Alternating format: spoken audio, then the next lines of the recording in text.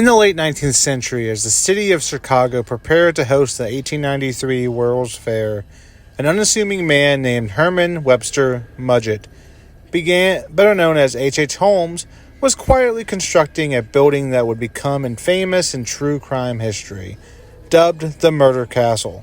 This seemingly ordinary hotel masked a horrifying secret. Behind its walls lay a labyrinth of death, deception, and gruesome experiments. This is the terrifying true story of America's first documented serial killer, H. Holmes. Herman Webster Mudgett was born on May 16, 1861, in Gilmanton, New Hampshire. From an early age, he exhibited an unusual fascination with death.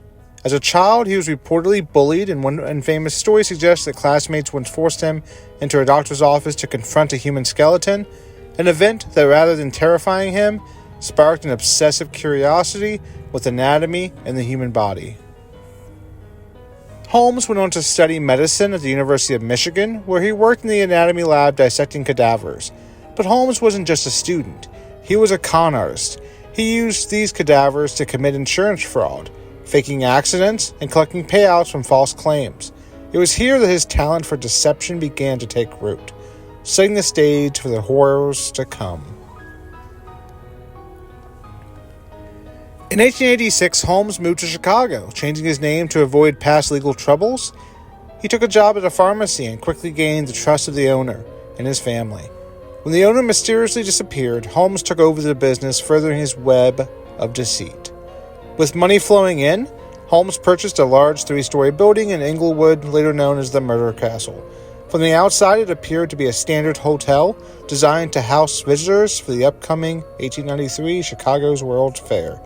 But inside, it was a nightmarish maze of death traps.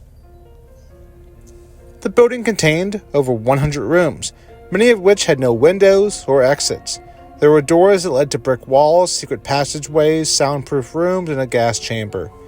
A hidden chute led directly to the basement, where Holmes had a fully equipped dissection room, a crematorium, and vats of acid. The castle was a factory of death, designed specifically to kill without detection. Holmes preyed on the most vulnerable, young women seeking work, travelers looking for lodging, and even acquaintances who trusted him. Many of his victims were women he lured with promises of employment or romance. Once inside the castle, they were never seen again.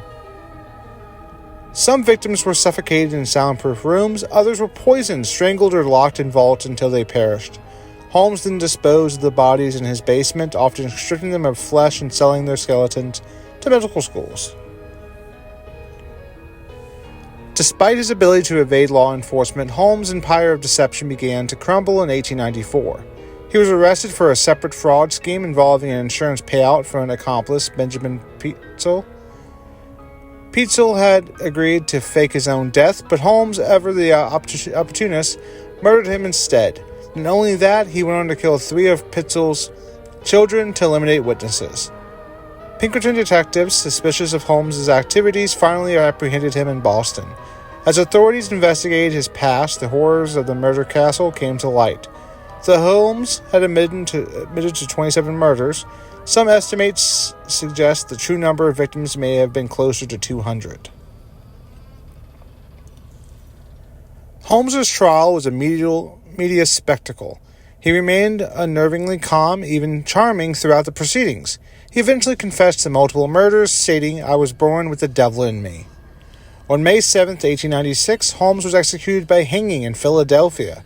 In a bizarre twist, it took only 15 minutes for him to die. A slow, agonizing end, fitting for a man who inflicted so much suffering and pain on the world.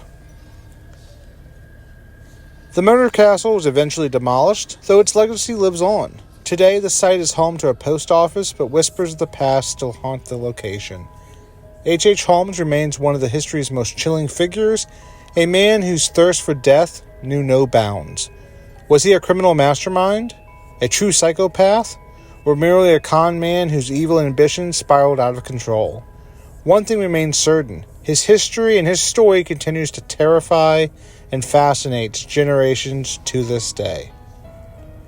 If you found this story chilling, don't forget to like, subscribe, and hit the bell for more true crime content. Until next time, stay curious and stay safe.